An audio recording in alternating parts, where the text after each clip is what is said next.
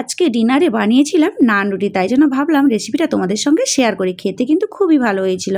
এইখানে নিয়েছি 1 কাপ দুধ, গরম করে নিয়েছি অল্প। এবার 1 চামচ দিয়ে দিলাম ইস্ট, 2 চামচ চিনি, চিনির পাউডারও দিতে পারো। এখানে 3 চামচ দেবো সাদা তেল, আর দেবো হাফ কাপ টক দই। ভালো করে কিন্তু দুধের সঙ্গে সবগুলো উপকরণ মিশিয়ে নিতে হবে।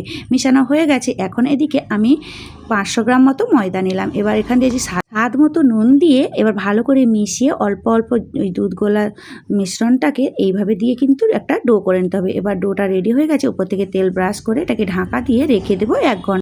ঢাকা দিয়ে 1 ঘন্টা রেখে দেওয়ার পর ফিরে এলাম। এখন বেশ ময়দাটা কিন্তু সফট হয়ে গেছে আর ফুলেও গেছে। এবার ভালো করে হাত দিয়ে এইভাবে মথে আমি ছোট ছোট করে লেচি কেটে নিচ্ছি।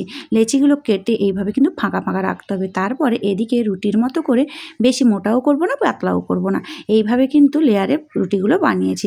এবার এপাশ ওপাশ কড়াইতে দিয়ে অল্প ঘি বা বাটার দিয়ে ব্রাশ করে এইভাবে কিন্তু চেপে চেপে ভেজে নিতে হবে। ব্যাস, আমার নান রুটি একদম রেডি। সবগুলো নান রুটি সেমভাবেই কিন্তু বানিয়ে নিব। আর ফুলেছিলও সুন্দর, নরমও হয়েছিল, খেতেও বেশ ভালো হয়েছিল।